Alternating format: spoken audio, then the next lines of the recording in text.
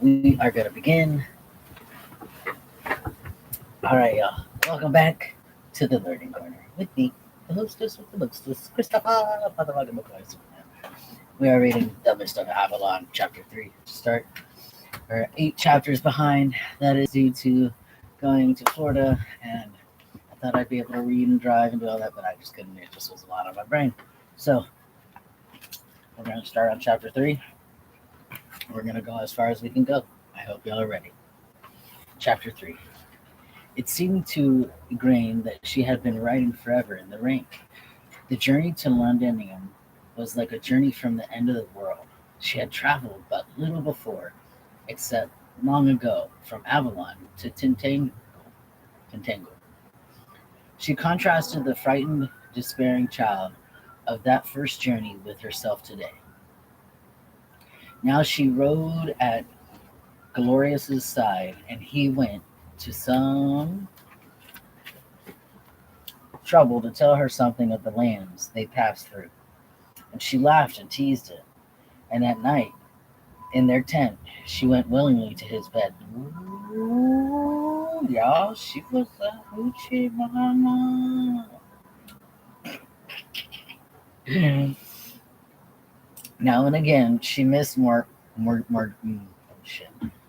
wondering how the child would be faring. Would she cry at night for her mother? Would she eat at Morgis's bidding? But it was pleasant to be free again, riding in the great company of men, conscious of their admiring looks and their deferences. None of them would dare to approach Glorious's lady except with an admiring glance.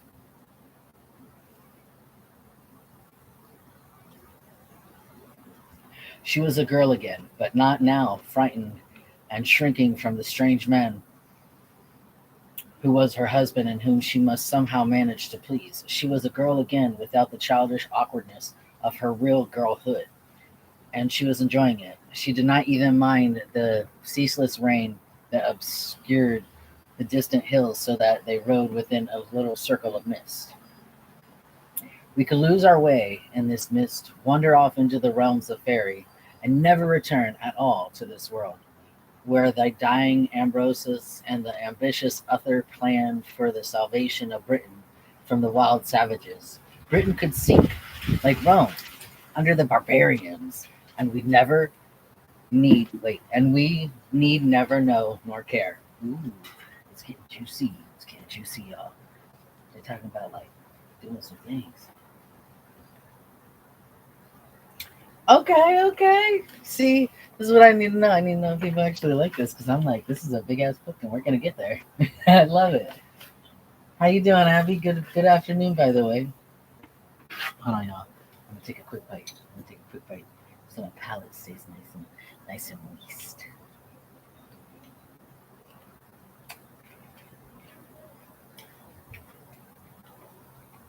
You know, I miss this crunch. This is a good crunch.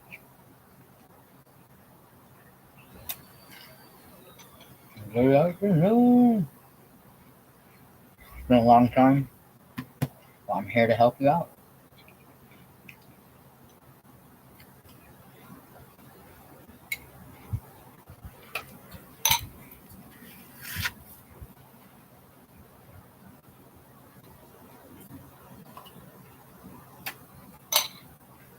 Okay. Back to it.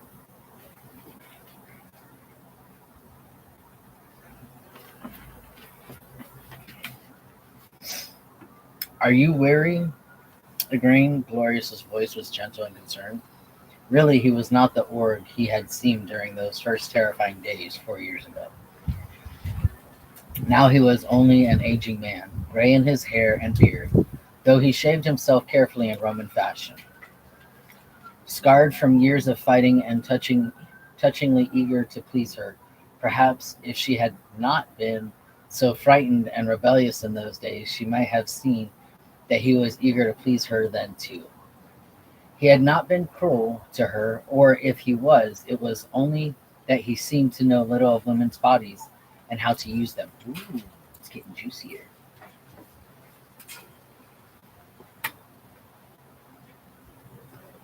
Hold on, I lost my place.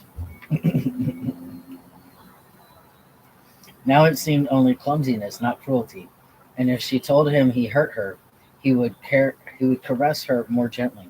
The younger Igrina had thought it inevitable, the hurt and the terror. Now she knew better. She smiled at him now, gaily, gaily, gaily, gaily, gaily, gaily. I'm gonna go with gaily, and said, "No, not at all. I feel I could go on riding forever. But with so much mist, how do you know that we will not lose our way and never come to Londinium at all?" "You need not fear that," he said gravely. "My guides are very good, and they know every inch of the road. And before nightfall we will come to the old Roman road, which leads into the very heart of the city. So we will sleep this night under a roof and in a proper bed. I shall be I shall be glad to sleep again in a proper bed," said Igrina demurely, and saw, and she had known she would see, the sudden heat rising in his face and eyes. Oh, he was getting ready. But he turned his face away from her. It was almost as if he was afraid of her, and Igrina having just discovered the power, delighted in it. She rode on at his side, reflecting on the sudden kindness she felt for Gorlois, and kindness mixed with regret, as if he had become dear to her only now, when she must lose him. One way or another, she knew her days at his side were numbered, and she remembered how she had first known that he would die. Oh, that's kind of depressing. She already knew how he was going to die. All right. She had had his messenger warning her to prepare for his coming. He had sent one of his men with suspicious eyes, which peered everywhere, telling Igraine without words that if this man had had a young wife, he would have come home without warning, hoping to surprise some misconduct or extravagance. Igraine, knowing herself guiltless, her steward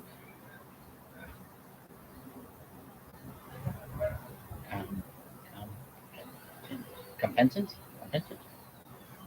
her kitchen in order, had ignored the prying stares and bade the man welcome.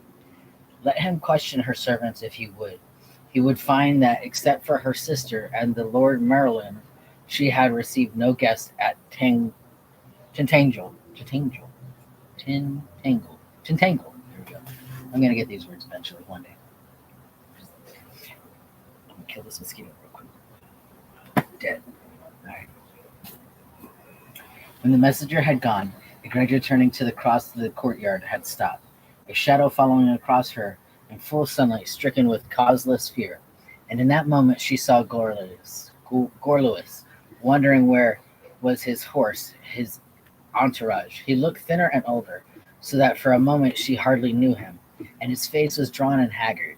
There was a sword cut on his cheek, which she did not remember. "My husband?" she cried. "Gorlois?" And then, stricken by the unspeakable grief in his face, she had forgotten her fear of him, and the years of resentment rushed toward him and spoken as she would have spoken to her child. "Oh, my dear, what has happened to you? What has brought you here like this? Alone, unarmed. Are you ill? Are you?" And then she stopped, her voice dying away among the echoes, for there was no one there, only the fitful light from clouds and sea and shadows, and the echo of her own voice.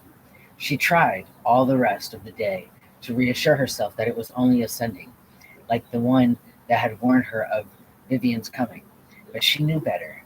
Gorlois had not the sight, would not have used it or believed in it if he had had it.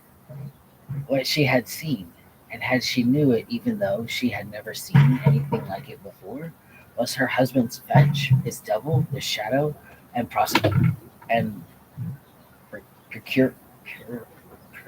precursor. There we go. Boom. Hold on. Let me start that sentence again.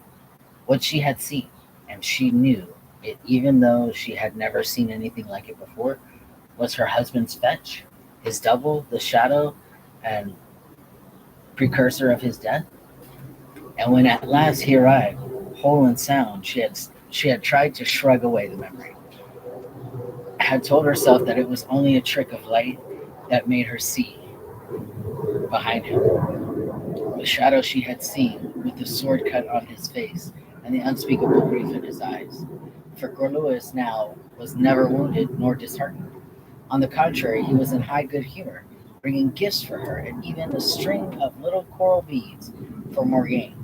He had looked in the sack of his Saxon plunder and given Morgause a red cloak. No doubt it belonged to some Saxon strumpet, some camp follower, or even one of the screaming swordsmen who fought alongside their men. Half naked on the field of war, he said, laughing and chuckling, the girl under the chin. What? Wanted something?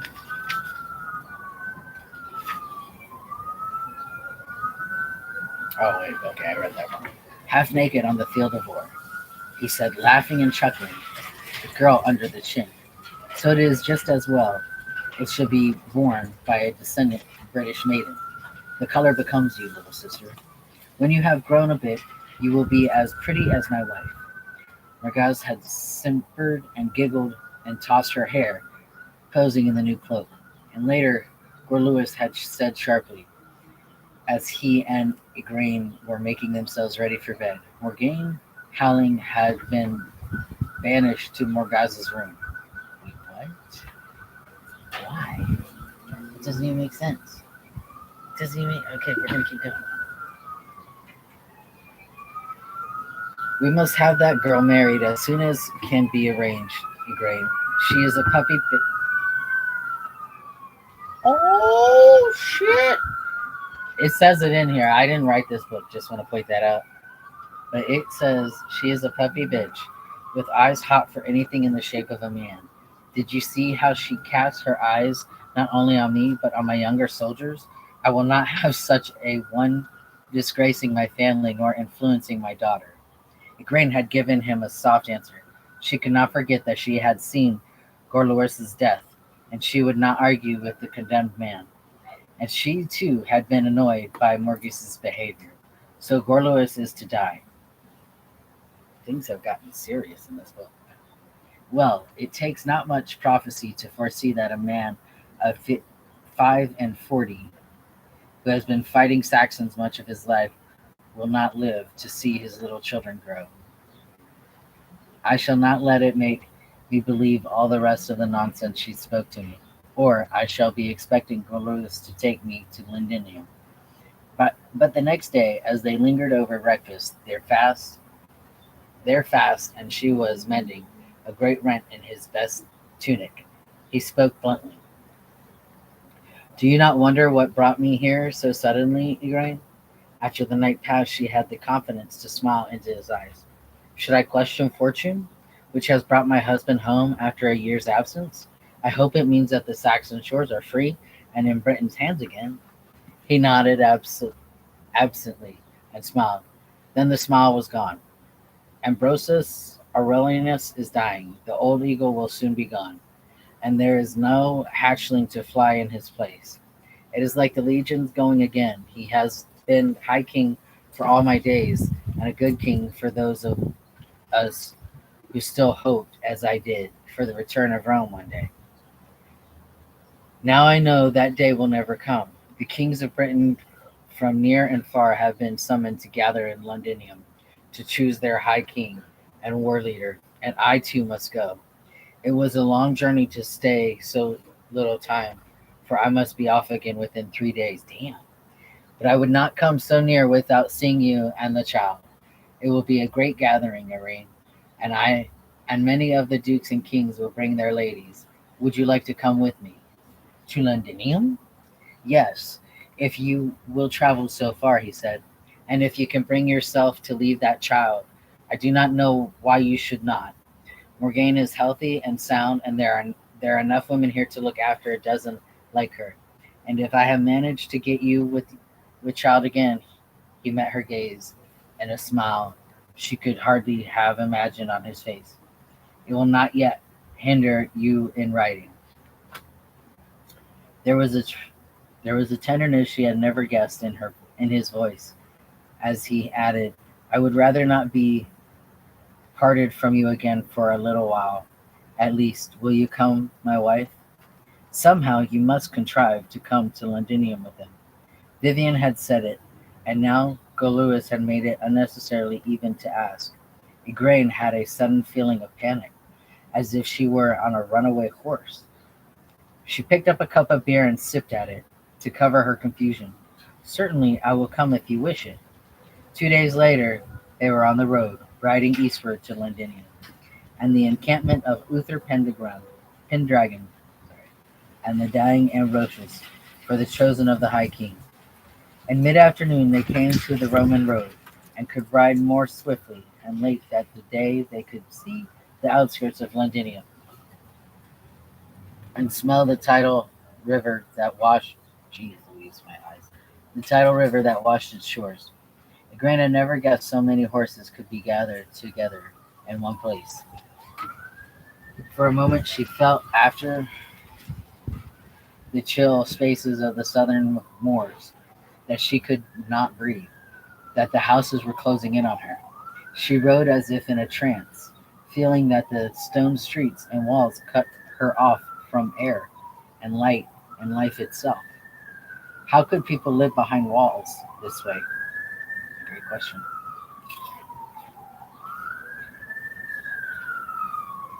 That's a really good question. Understand.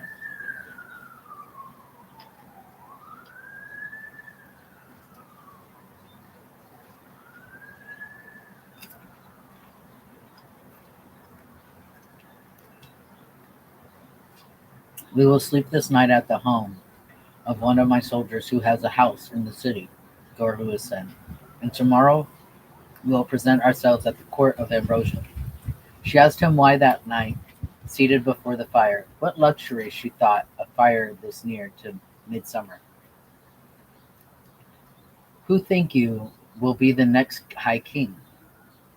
What can it matter to a woman who rules the land? She smiled sidelong at him.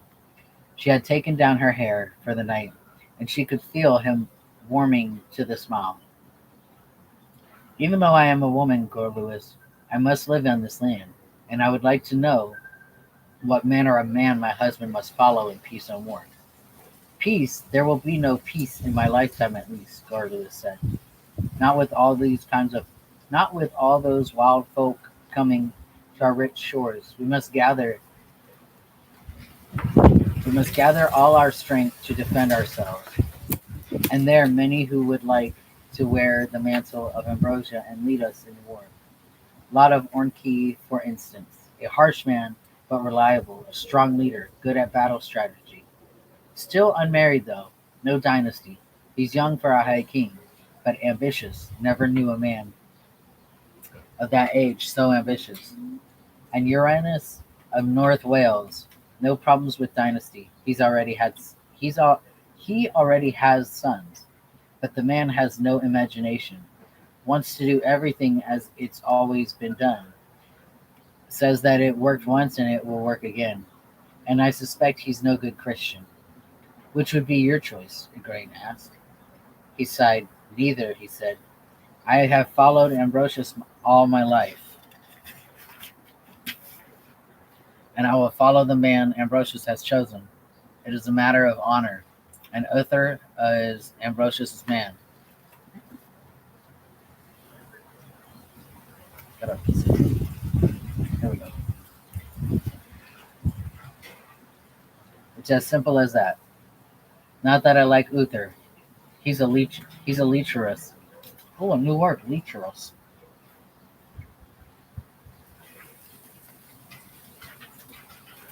Damn. Oh. He's a lecherous man with a dozen bastards. No woman safe around him. He goes to mass because the army does, and because it's the things to do. I'd rather he was honest. I'd rather he was an honest pagan than a Christian for the beliefs he can get from it. Yet you support him. Oh yes, he's soldier enough for a Caesar. The man will follow him through hell, if they have to. He spares no effort to be popular with the army. You know the kind of thing, going around the camp and munching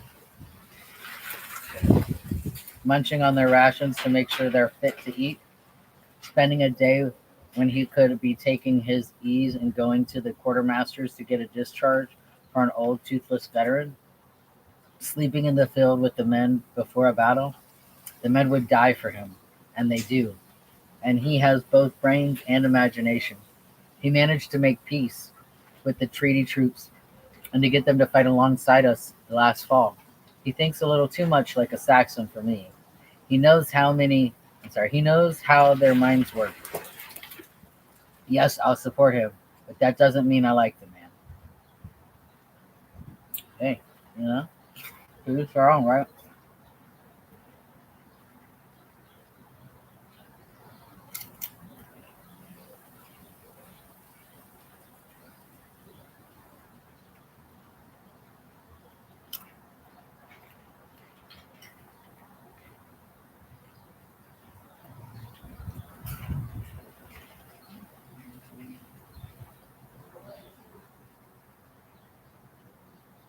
Green listening thought that Gorlewis had revealed more of himself than of the other candidates for the High King. She said at least, "Have you never thought you are Duke of Cornwall, and Ambrosius values you?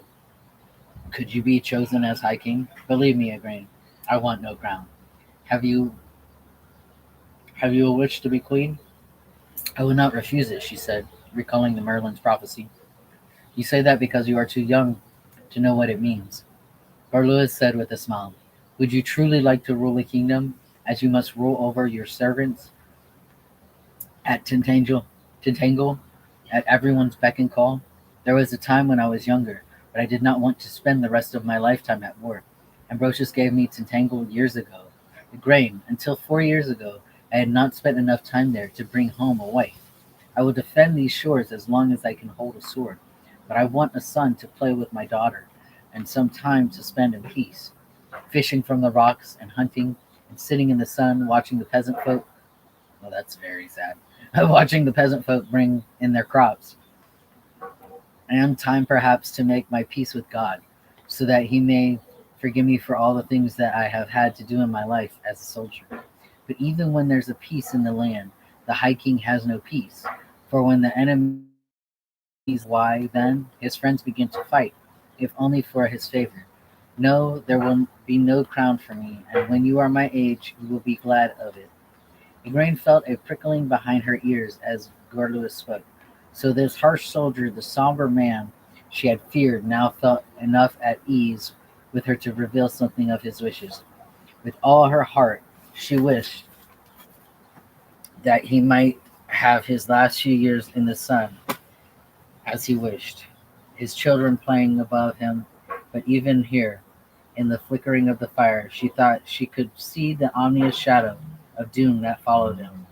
"It is my imagination. I have let the words of the Merlin make me imagine foolish things," she told herself. And when Gorlewis yawned and stretched, saying that he was weary from riding, she went quickly to help him take off his clothes. She hardly slept in this she hardly slept in the strange bed, turning and tossing as she listened to Gorlewis's quiet breathing. Now and again he reached out for her in his sleep, and she soothed him against her breast as she would have done with their own shadows. Perhaps Gorlewis will indeed have time to grow old in the sun. Perhaps before he sleep. Wait,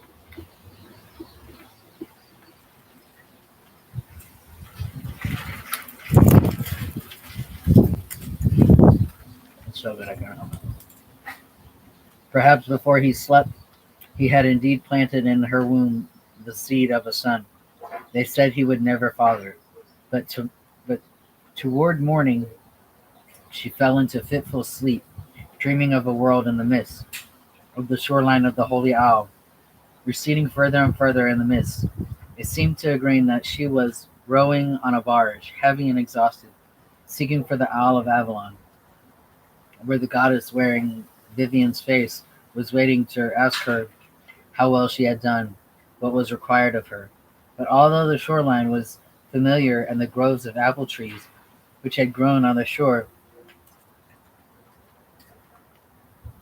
which had grown on the shore. When she came up to the temple, a crucifix stood in the temple of her dream, and a choir of black-robed nuns of the Christians was singing one of their doleful hymns. And when she began to run, looking everywhere for her sister, the sound of church bells drowned out her cries. She woke up with a stiffened whimper, a sleeper scream, and sat up to hear the sound of the church bells everywhere. Ooh, that's creepy. That's creepy. That's pretty creepy. Could you imagine when you wake up and hear the church bells? You'd be like, what the fuck? Oh, you count me out on that one. Okay, let's keep going.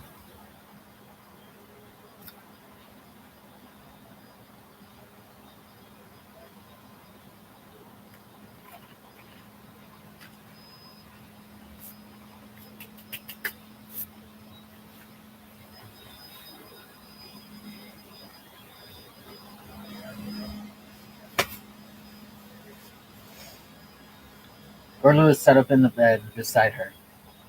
Is it the church where Ambrosius goes to mass? Make haste to dress yourself, he grinned, and we will go together.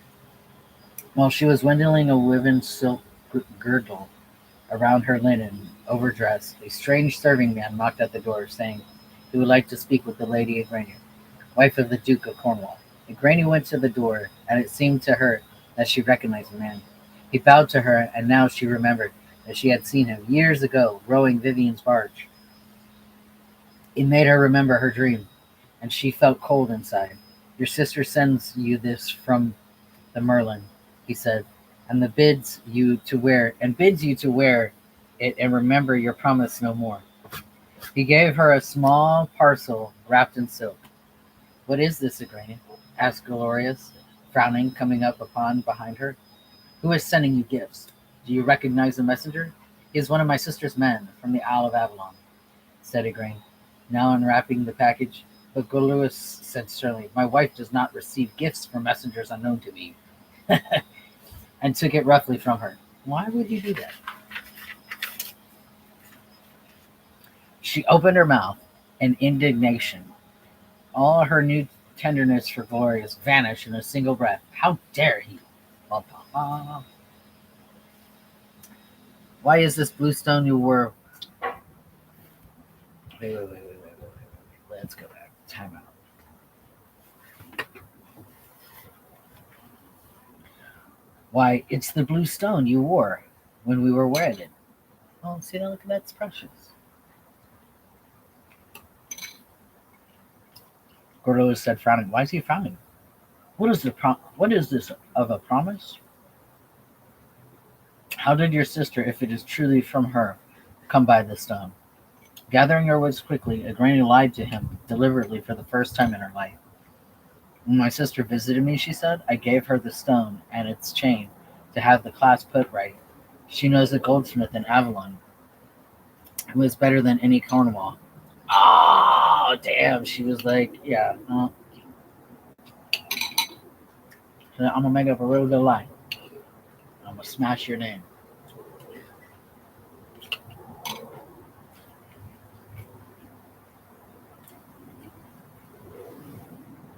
And the promise she spoke of is that I will care better for my jewels since I now have my own grown woman. Since I am now a grown woman and not a headless child who cannot take proper care of precious things. May I have my necklace, my husband? Damn, get him. He handed her the moonstone, frowning. I have smiths in my employ who would have put it right for you without reading you a lesson. Without reading you a lesson your sister no longer has the right to give. Oh, shit.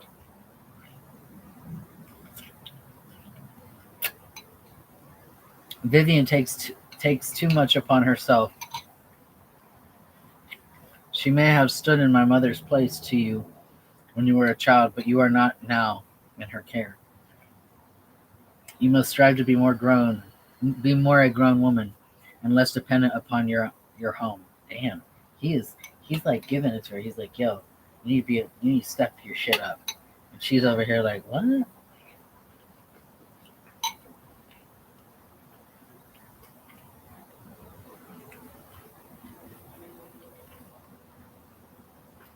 Why now? I have had 2 lessons. she's got him on that upset agreeing crossly, putting the chain about her neck. One from my sister and one from my husband, as if I were an unlessoned child indeed. Over his head it seemed, that she could still see the shadow of his death, the dread fetch of the death doom. Suddenly she hoped with a passionate hope that he had not gotten her with child. Damn. That she did not bear a son to a doomed man. She felt icy cold. Damn. Damn. It went from lovey dovey to like no love. I got all. Damn. Damn, y'all. It's getting good. There's a lot of tea in this book. A lot of tea. As the youngsters call it. Are they hipsters? I don't know.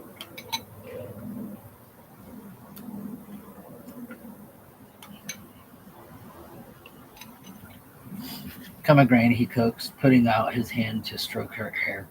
Do not be angry with me. I shall try to remember that you are a grown woman in your 19th year. That's it? Wow. Not a mere child of 15. Come, we must be ready to go to the king's mass. And the priests do not like it, but there is much coming and going after the mass has started. The church was small, made of daub and wattle. The lamps inside were lighted against the cold darkness. Excuse me, not darkness, dankness. Grain was glad of her thick woolen mantle. Dolores whispered to her that the white-haired priest, vulnerable as any Druid, was Ambrosius's own priest who traveled with the army, and that this was a service of thanksgiving. Oh shit! For the king's homecoming. Is the king here? He is just coming into the church. With the seat over there, before the altar. Gorlois muttered, inclining his head. She knew him at once by the dark red mantle, worn over a dark, heavily embroidered tunic, and the jeweled sword belt at his side.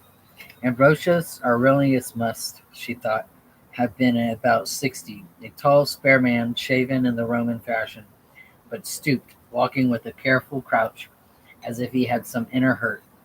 Once perhaps he had been handsome. Now his face was lined and yellow, his dark mustache drooping nearly all gray, and his hair grizzly. Beside him were 2 or 3 of the counselors, or fellow kings. She wanted to know who they were, but the priest, seeing the king enter, had begun reading from his great book. And she bit her lip and was silent, listening to the service, which even now, after 4 years in Father Columbian's instruction, she did not fully understand nor care to. She knew it was ill-mannered to gaze about her in church, like a country knew it was ill-mannered to gaze about her like a country bumpkin. But she peeped below the hood of her mantle at some of the men around the king, and men whom she supposed to be Urines of North Wales, and a richly dressed man, slender and handsome, dark-haired, cut short in Roman fashion around his chin. She wondered if this was Uther, Ambrosius' companion and heir apparently. He stood attentively at Ambrosius' side all through the service, and when the aging king stumbled, the slight dark man offered him an arm. He casting his eyes attentively on the priest. The grain trained to read people's thought in their faces knew that he was not really listening to the priest or the service, but that his thoughts ran inward on their own purpose. He raised his head once and looked straight at Dolores, and briefly met Igraine's eyes. His own eyes were dark beneath heavy dark brows, and Grain felt an instantaneous shiver of revulsion. If this was Uther, she resolved, she would have nothing to do.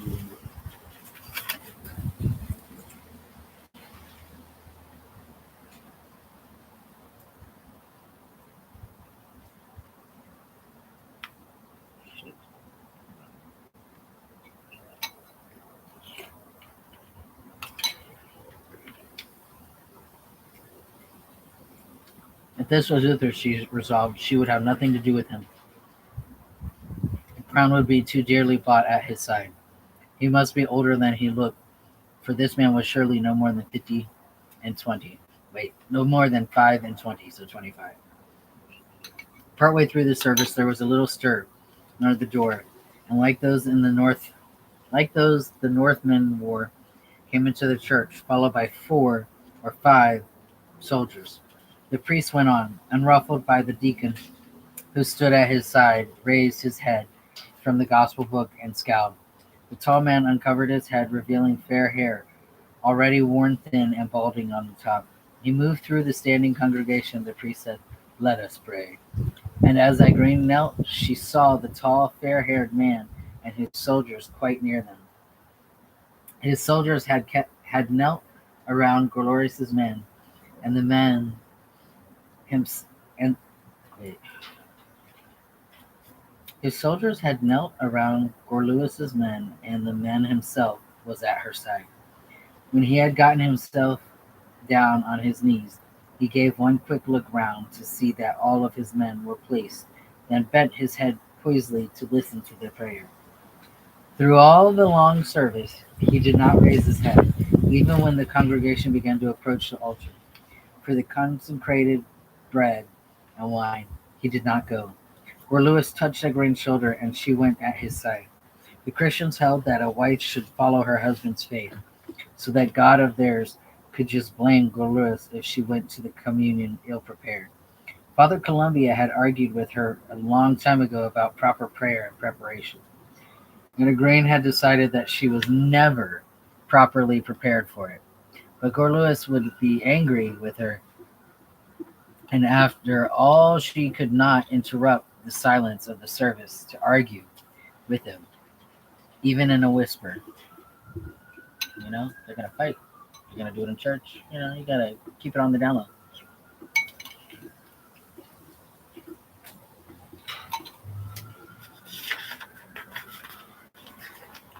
I know chapter 3 is really long, y'all.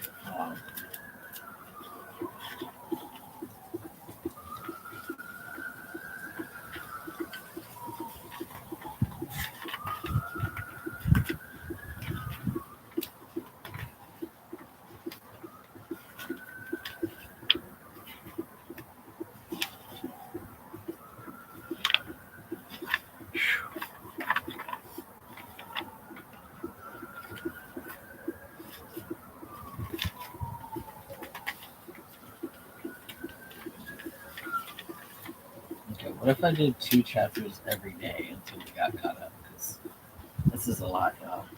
It hurts my eyes to read a lot. And my brain is like, so that's what we're going to do. We'll keep going. We're going to do 2 chapters a day until I'm caught up.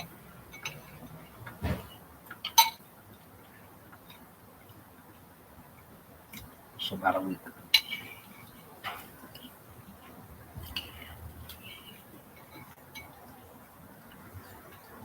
Yeah, that sounds about right.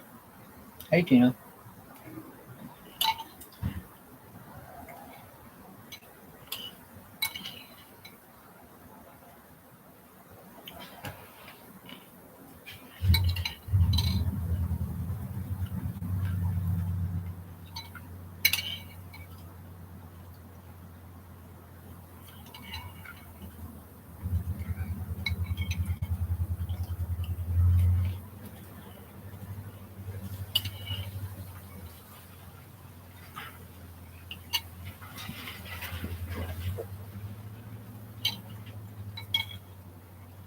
Returning to her place, her teeth on edge from the coarse beer and the soreness of wine, on an empty stomach, she saw the tall man raise his head.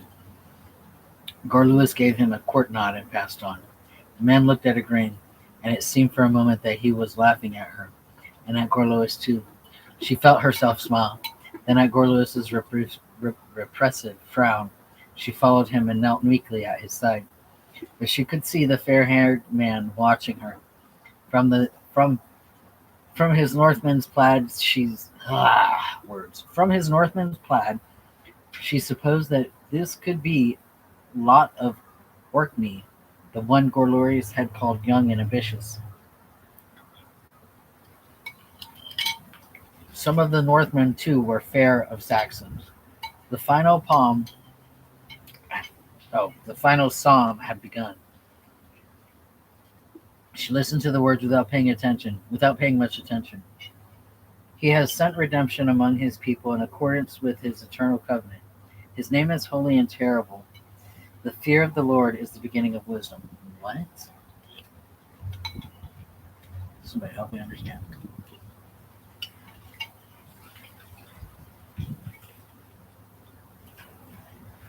Gorluis bowed his head from the benediction. She was learning so much about her husband in these few days. She had known he was a Christian when she married him. Indeed, most folk were Christian in these days, or if they were not, they kept it mostly scrupulous to themselves, except near the Holy Isle, where the old faith reigned, or among the barbarians or the Saxons. But she had not known that he was genuinely pious. The benediction was over. The priest and his deacons departed, bearing their long crosses and the holy book. Igraine looked to where the king stood. He looked yellow and tired, and as he turned to leave the church, he leaned heavily on the arm of the dark young man who had stood next to him and supported him all through the service. Lot of Orkney loses no time. Does he, my lord of Cornwall? Said the tall, fair-haired man in the Northman's plaid. He is ever at Ambrosius' elbow these days, and not wanting in service. So Igraine thought, this is not the Duke of Orkney, as I thought. Gorluis grunted assent. Your lady wife, Gorluis? Reluctantly, cherishly, Gorluis said, Igraine, my dear, this is our war duke, Uther, whom the tribes call Pendragon from his banner. Pardon me. She dropped him a courteous blinking with astonishment. Uther Pendragon, the ungainly man, fair as a Saxon. Was this the courtier intended to succeed Ambrosius, this bumbling man who blurred into the disturbed Holy Mass? Uther was staring. Not Igraine realized at her face, but at something lower down, and Igraine, wondering if she had spilled communion wine on her gown, saw that he was staring at the moonstone on her breast of her mantle. She wondered sharply if he had never seen one before. Gorluis, too, had noted the direction of his gaze. He said, I would like to present my lady to the king. A good day to you, my lord duke, and left without waiting for Uther's farewell. When they were out of earshot, he said, I like not the way he looked at you, Igraine. He is no man for a decent woman to know. Avoid him. Igraine said, he was not looking at me, my husband, but the jewel I wore. Is he greedy for riches? He is greedy for all things, Uther said shortly, walking so swiftly that Igraine's thin shoes stumbled on the stone street. They had overtaken the royal party.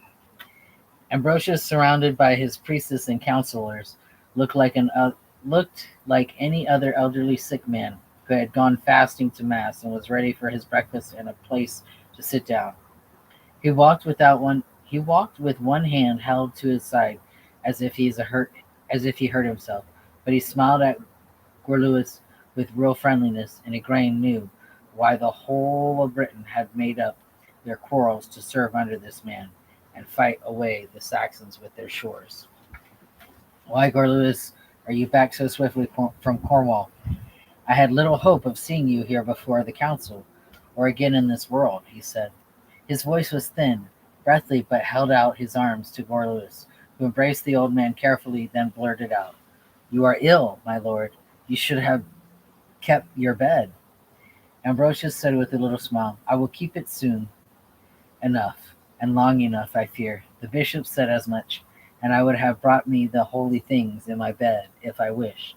But I wanted to show myself among you again. Come and breakfast with me, Gorluis, and tell me how all goes in your quiet countryside. The two men walked on, Igraine walking behind her husband. On the king's other side was a slight dark-haired man, scarlet clad. Lot of Orkneyal, she remembered. When they came into the king's house of had been placed Ambrosius had been placed in a comfortable chair. The high king beckoned Igraine for inward. Welcome to my court, Lady Igraine. Your husband tells me you are a daughter of the Holy Owl. It is so, sir, Igraine and shyly.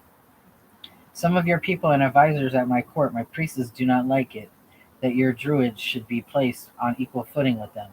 But I tell them you both serve the great ones above us, but whatever name. And wisdom is wisdom, however come by. I sometimes think your gods demand wiser men for their servants than our gods for his. Ambrosius said, smiling at her, Come, Gorluis, sit here beside me at the table. It seemed to Igraine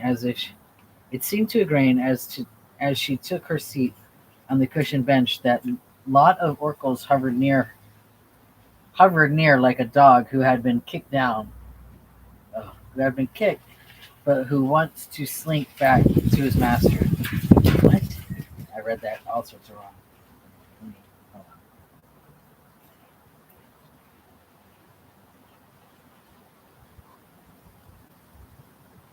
No, I was right.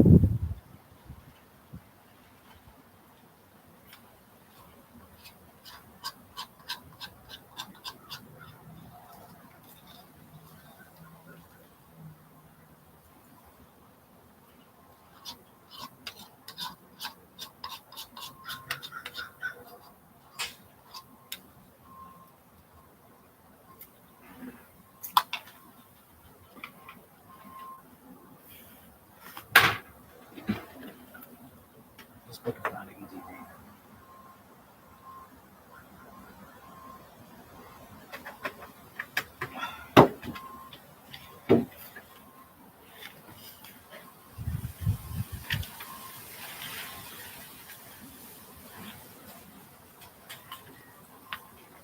Kind of want to take a break. Hold on now. My brain hurts. I got to take a quick break. Writing is so slow.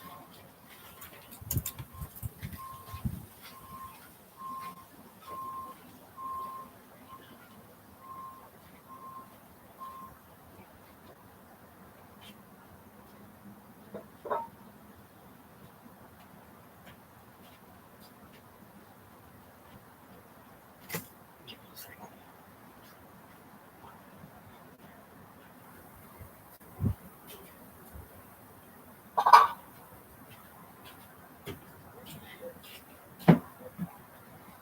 And,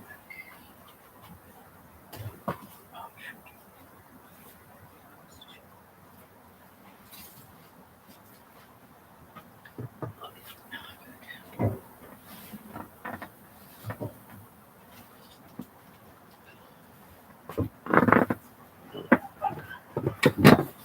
All right, we're gonna keep going. Let's keep going.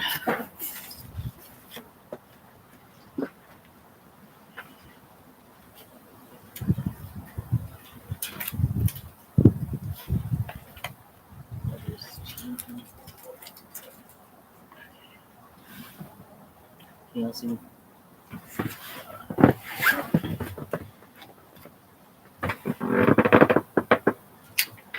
Oh shit! Yeah. How you feel? Y'all okay over there? Did not mean for y'all to hit the ground. Are you good? Hope you're good.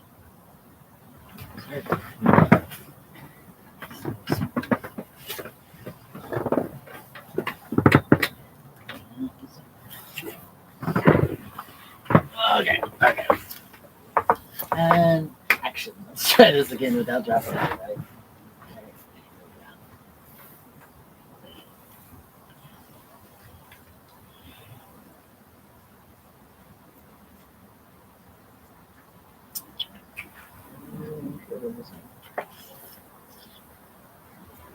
I sometimes think your gods demand wiser men for their servants than our gods for his, Ambrosius said, smiling at her.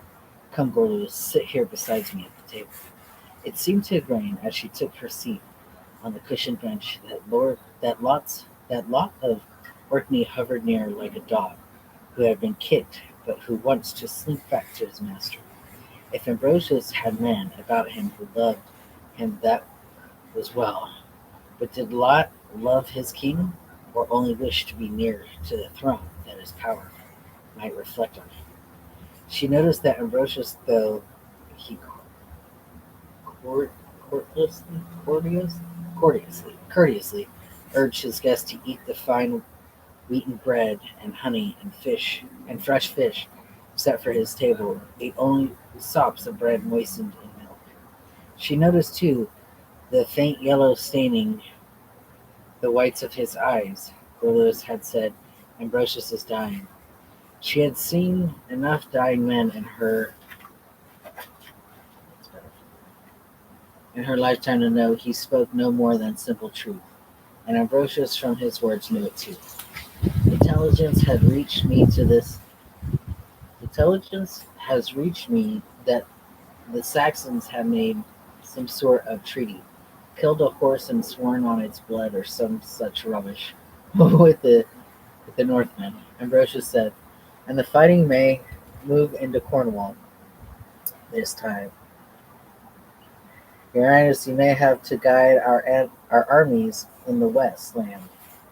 You and Uther, who knows the Welsh hills, as he knows the hilt of his own sword.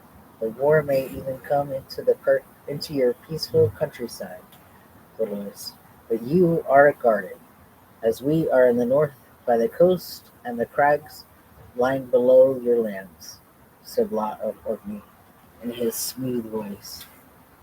I don't think a horde of wild folk could come at Chintangle unless they knew the rocks and the harbors, and even from the land side, Chintangle could be defended with that long causeway. True, Gorlius said, but there are harbors and shores where a boat can be beached, and even if they cannot reach the castle, there are farmsteads and rich lands and crops. I can defend the castle, but what of the countryside? Good question. I am their duke because I can defend my people. It seems to me that a duke or a king should be something more than this, Ambrosius said, but I do not know what. I have never had peace to find out. Perhaps our sons will do so. It may come in your lifetime, Lot. You are the youngest of us. There was a sudden stir in the outer room, and then the tall, fair-haired Uther came into the room.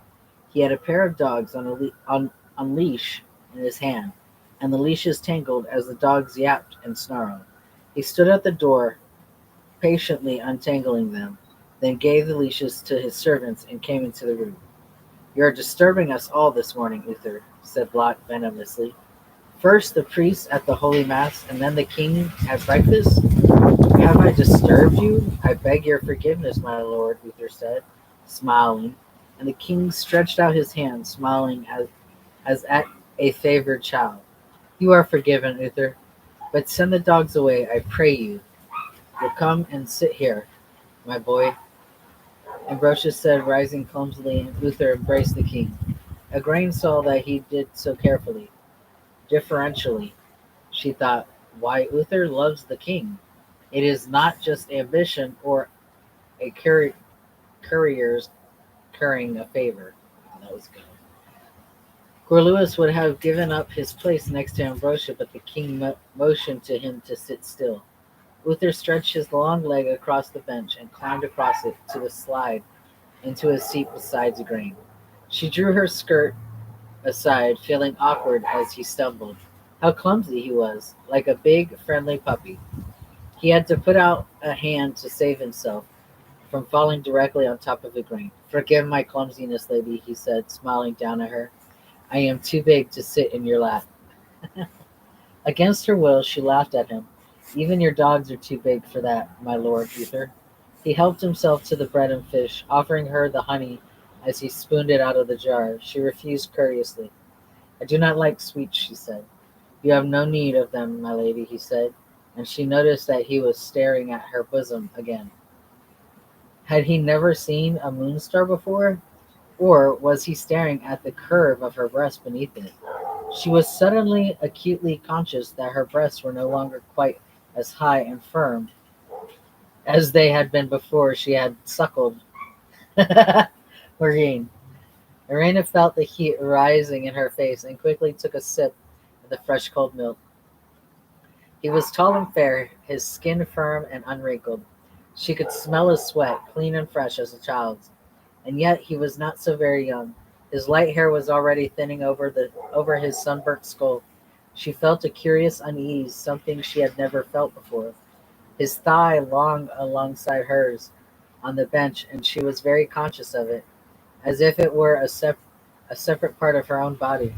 She cast her eyes down and took a nibble of butter bread, listening to Dolores and Lot talking about what would happen if the war were to come to the West Country. The Saxons are fighters, yes, Uther said, joining in, but they fight in something like civilized warfare. The Northmen, the scouts, the wild folk from the lands beyond, they are madmen. They rush naked and screaming into battle, and the important thing is to train troops to hold firm against them, and not to break in fear of their charge. That is where the legions had the advantage over our men, Dolores said, for they were soldiers by chance and discipline, trained to fight, not farmers and countrymen called up to fight without knowledge of the business, and going back to their farms when the danger is past. What we need are legions for Britain. Perhaps if we appealed again to the Emperor. Maybe. I don't know. What do y'all think? Do you think the Emperor is going to give in? They might. I don't know. I don't know. Let's find out. The Emperor, Ambrosia said, smiling a little, has troubles enough of his own. We need horsemen, cavalry, legions. But if we want legions for Britain, Uther, we will have to train them for ourselves. It can't be done, Lot said positively, for our men will fight in defense of their homes and in loyalty to their own clan chiefs, but not for any high king or emperor. And what are they fighting for, if not to return to their homes and enjoy them in the comfort afterward? The men who follow me not some ideal of freedom. I have some trouble getting them to come this far south. They say with some justice that there are no Saxons where we are, so why should they fight away down here? They say when the Saxons reach their homeland time enough to fight and defend it, but the lowlanders should look out for the defense of their own country. Can't they see if they come to stop the Saxons here, the Saxons may never reach their country at all? Uther began hotly, and Lot raised his slender hand, laughing. Peace, Uther. I know this. It is my men who do not know it. You will get no legions for Britain, nor any standing army. Ambrosius for the men north of the Great Wall. Gorluis said huskily, perhaps Caesar has the right idea, then perhaps from the cities, but to keep the Saxons from your homeland, Lot. We cannot spare troops for that, said Uther impatiently. We cannot spare any trained troops at all. We will have to let the treaty people defend the Saxon shores and set up our stand in the west country against the Scots and northern men. I think we should make our own main stand in the summer city. Then in winter they will not be able to come down to sack our camps as they did 3 years ago, for they will not know their way around the island. Igraine listened sharply, for she had been born in the summer country and knew how in winter the seas moved inward and flooded the land. What was passable through boggy ground in summer, in the winter became lakes and long inland seas. Even an invading army would find it hard to come into the country, except in high summer. That is what the Merlin told me, Ambrosius said, and he offered us a place for our people to establish camp for our armies in the summer country. Urine said in a rusty voice, I do not like to abandon the Saxon shores to the treaty troops. A Saxon is a Saxon, and he will keep an oath only while it suits him. I think the mistake of all our lives was when Constantine made compact with Wortingen. No, Ambrosius said. A dog who is a part of a wolf will fight more hardly against other wolves than any other dog. Constantine gave Vortigern's Saxons their own land. Shit. How many more did I say this as? This chapter's so long. I need a break. I keep saying that, but I really do need a break. Mine's chapter 3, so. Okay. Go back.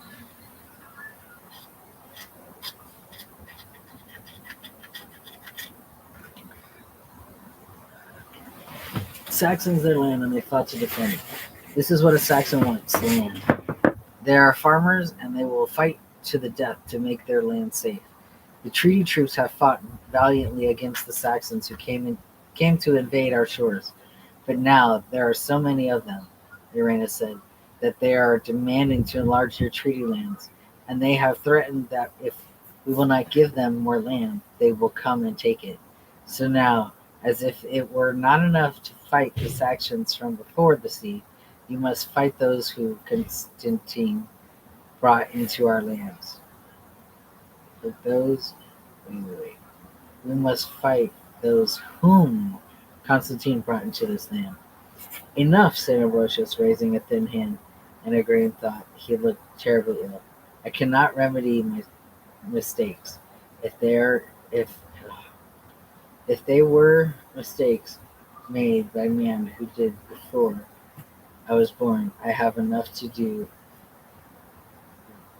Remedying? Remedying.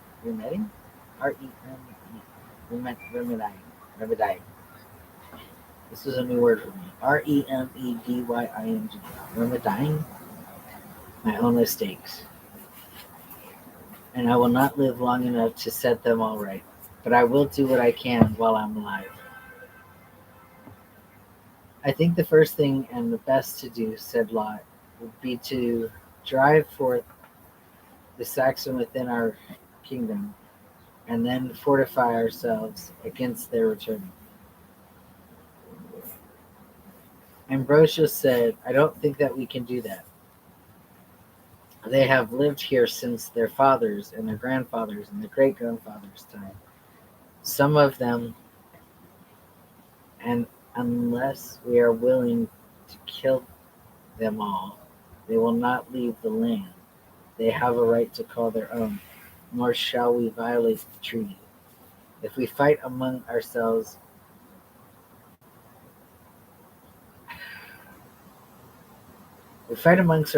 here within the shores of Britain, how will we have strength and weapons to fight when our invader... Come on, I'm stuttering.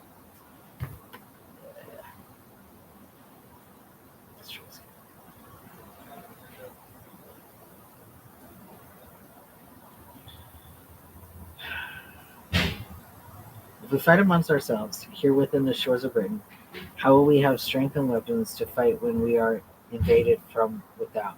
Also, some of the Saxons on the treaty shores are Christians, and will fight alongside us against the wild men and their heathen gods.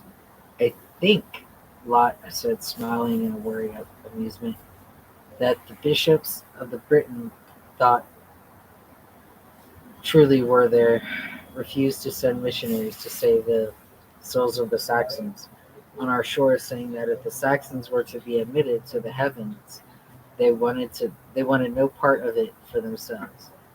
We have enough trouble on this earth with the Saxons. Must we have their uncouth brawling in a heaven as well? I think you might mistake the nature of heaven, said a familiar voice, and Igraine felt a strange hollow awareness within herself. She looked down to the table at the speaker, who wore plainly a gray robe. Mookish is cut.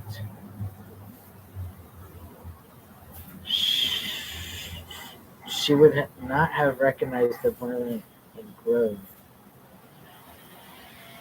but his voice she would have known anywhere. Do you really think mankind's quarrels and impacts will be carried in? Will be carried on in there we go on in heaven lot? Why, as to that, I have never spoken with anyone that has been in heaven.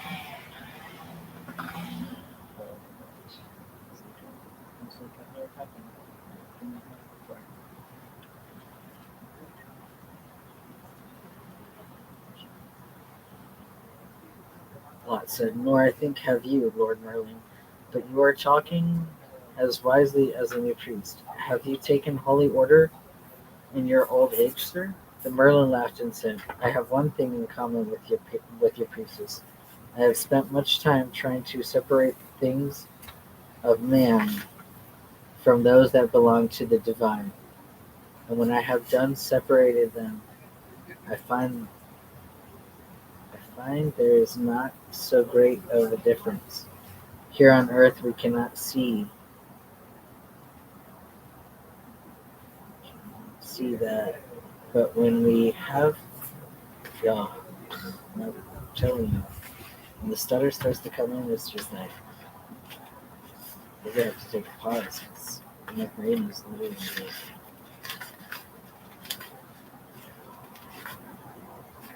we're gonna get it done. I just have to take a pause here because my words and everything is jumbling.